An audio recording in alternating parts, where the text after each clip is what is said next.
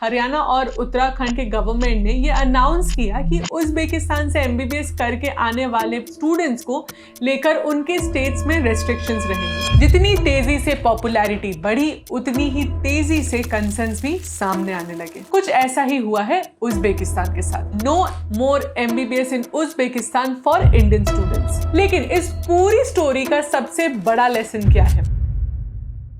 एक बात बताओ, जब एमबीबीएस अब्रॉड का प्लान बनाया था और उज़्बेकिस्तान को अपनी फाइनल डेस्टिनेशन चूज किया था तो कैसे किया था? फीस कंपेयर की होगी, एफएमजी रिजल्ट्स देखे होंगे, यूनिवर्सिटीज कंपेयर की होंगी और फिर डिसीजन लिया होगा, राइट? मुझे पता है कोई भी स्टूडेंट ऐसे किसी भी कंट्री को चूज नहीं करता। शायद आपने भी रशिया, जॉर्जिया, कजाकिस्तान और उज़्बेकिस्तान को कंपेयर ही किया होगा। लेकिन क्या हो अगर आपका कंपैरिजन और डिसीजन तो बिल्कुल सही हो, लेकिन उसके बाद एक ऑफिशियल एडवाइजरी आ जाए जो उस डेस्टिनेशन का पूरा सिनेरियो ही बदल दे। कुछ ऐसा ही हुआ है उज़्बेकिस्तान के साथ। उज़्बेकिस्तान वो डेस्टिनेशन जो अफोर्डेबल बजट में वैलिड डिग्री और बेटर एजुकेशन देने के लिए जानी जाती थी, अचानक से अपने अच्छे एफएमजी परफॉर्मेंस की वजह से स्टूडेंट्स की टॉप चॉइस में आ गई। और जहां पहले ही लगभग 10 से 15 हजार इंडियन स्टूडेंट्स एमबीबीएस कर रहे थे, वहीं इसकी अफोर्डेबिलिटी और पॉपुलैरिटी की वजह और ज्यादा बच्चे रशिया और जॉर्जिया से पहले उज़्बेकिस्तान को प्रायोरिटी पर रखने लगे। लेकिन जितनी तेजी से पॉपुलैरिटी बढ़ी उतनी ही तेजी से कंसर्न्स भी सामने आने लगे। और 1 अप्रैल 2026 national medical commission embassy of India Tashkent की रिपोर्ट्स के बेसिस पर एक इम्पोर्टेंट एडवाइजरी रिलीज हुई। जो एडवाइजरी कम और स्टूडेंट्स के लिए अलर्ट ज्यादा था। एनएमसी ने इस एडवाइजरी में 4 मेजर कंसर्न्स हाईलाइट किए। First, overcrowding. Second, poor quality clinical training. Third, English language gap. और फोर्थ, एफएमजीएल रूल्स कंप्लायंस। सिर्फ इतना ही नहीं, एनएमसी ने एडवाइजरी में कुछ यूनिवर्सिटीज को स्पेसिफिकली मेंशन भी किया, जो थी Bukhara state medical university, Samarkand state medical university, Tashkent state medical university. साथ ही बेंगलुरु में ऑपरेट हो रहे टीएसएमयू ऑफशोर कैंपस को भी रेगुलेटरी कंसर्न के कॉन्टेक्स्ट में मेंशन किया गया।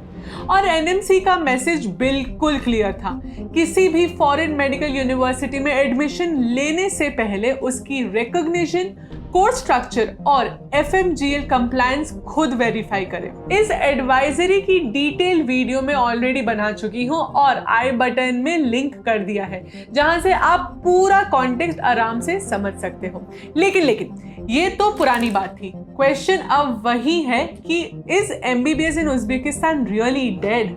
तो हुआ यूं कि इस एडवाइजरी के बाद इंडिया की 2 स्टेट्स हरियाणा और उत्तराखंड के गवर्नमेंट ने ये अनाउंस किया कि उज़्बेकिस्तान से एमबीबीएस करके आने वाले स्टूडेंट्स को लेकर उनके स्टेट्स में रेस्ट्रिक्शंस रहेंगे।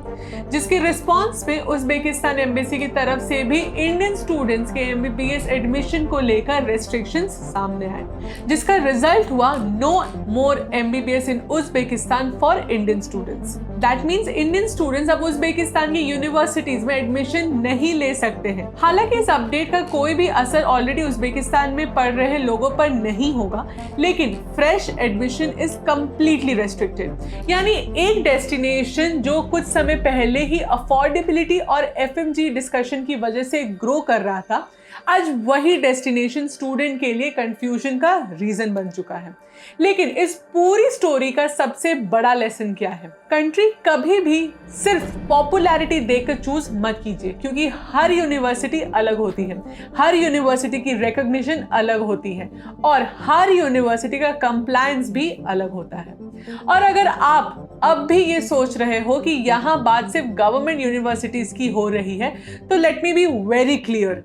अगर गवर्नमेंट यूनिवर्सिटी में ही वैलिडिटी नहीं मिलेगी तो प्राइवेट का तो सवाल ही लॉजिकल है। मैं आपको सजेस्ट करूंगी कि आप अपने बजट को थोड़ा इंप्रूव करो और रशिया या फिर जॉर्जिया में से अपने लिए एक सूटेबल ऑप्शन चुनो। लेकिन अगर अब भी आपको कोई पॉसिबिलिटी दिखा रहा है कि आपका एडमिशन उज़्बेकिस्तान में हो जाएगा, तो trust me and trust your instinct. उस पर भरोसा मत करना, क्योंकि वो आपको सिर्फ मिसगाइड कर रहा होगा, जिसका नतीजा होगा कि आप पैसे दे दोगे और वो गायब हो जाएंगे, which is very common in India. क्योंकि एंड टू एंड सपोर्ट सिर्फ बोलना आसान है, करना नहीं। क्योंकि कंट्री, एडमिशन और वीजा से कहीं ज्यादा इंपॉर्टेंट होता है ऑथेंटिकेशन, वैलिडेशन और टाइमली अपडेट्स, जिसके लिए आपको जरूरत होती है एक ऐसे कंसल्टेंसी की जिसके पास रिव्यू हो, प्रूवन रिजल्ट्स हो, सेटिस्फाइड बाय स्टूडेंट्स हो और जो जरूरत पड़ने पर आपकी बात अपने प्रीवियस स्टूडेंट से भी करवा सके। और एजुकेशन वाइब्स की टीम भी कुछ ऐसी ही है। हमारी सारी डिटेल्स डिस्क्रिप्शन बॉक्स में है और साथ ही एक फॉर्म भी जिसको भर के आप अपने फ्यूचर को सिक्योर कर सकते हो, एक ट्रस्टवर्दी गाइडेंस ले सकते हो, वो भी बिना किसी कॉस्ट के।